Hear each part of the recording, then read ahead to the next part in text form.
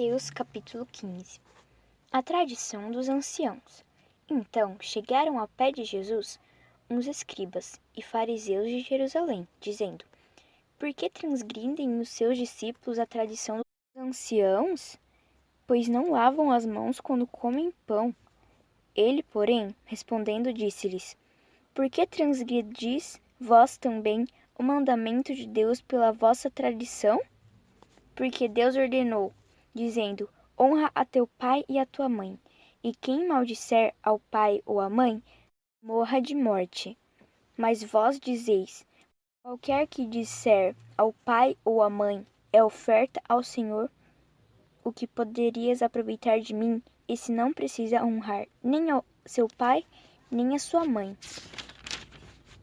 E assim invalidastes pela vossa tradição o mandamento de Deus. Hipócritas, bem profetizou Isaías a vosso respeito, dizendo: Este povo honra-me com os seus lábios, mas o seu coração está longe de mim.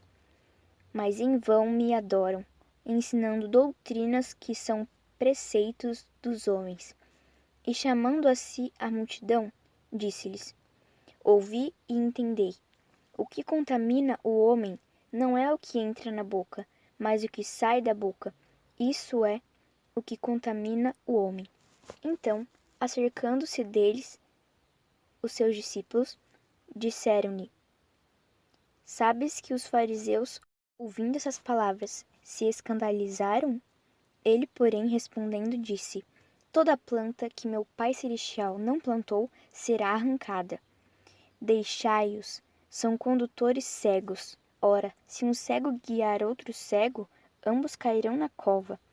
E Pedro, tomando a palavra, disse-lhe: Explica-nos essa parábola. Jesus, porém, disse: Até vós mesmos estáis a entender?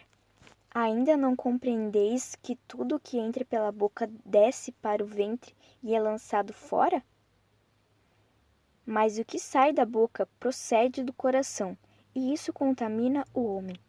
Porque do coração procedem os maus pensamentos, mortes, adultérios, prostituição, furtos, falsos testemunhos e blasfêmias.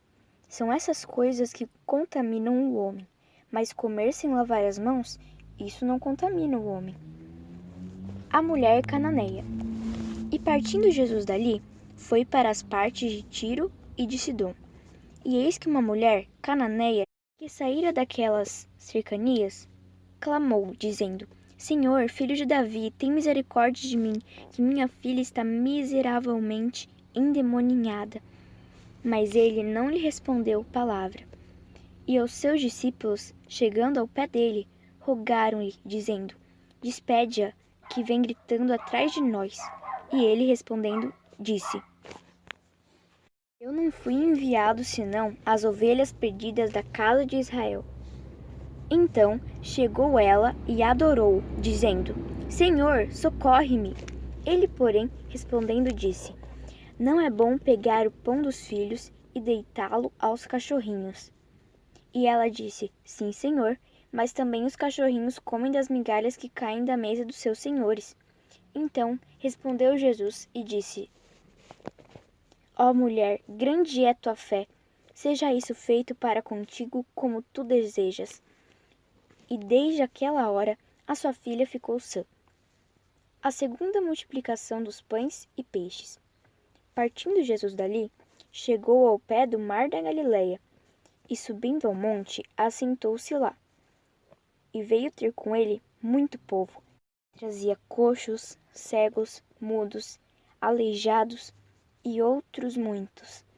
E os puseram aos pés de Jesus, e ele os sarou.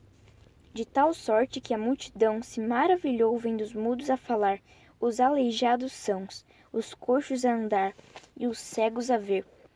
E glorificava o Deus de Israel. E Jesus, chamando os seus discípulos, disse: Tenho compaixão da multidão, porque já está comigo há 3 dias e não tenho que comer. E não quero despedi-la em jejum, para que não desfaleça no caminho. E os seus discípulos disseram-lhe: De onde nós viriam num deserto tantos pães para saciar tal multidão? E Jesus disse-lhes: Quantos pães tendes? E eles disseram: 7, e uns poucos peixinhos. Então mandou a multidão que se assentasse no chão, e tomando 7 pães e os peixes, e dando graças, partiu-os e deu aos seus discípulos, e os discípulos à multidão. E todos comeram e se saciaram. E levantaram do que sobejou 7 cestos cheios de pedaços.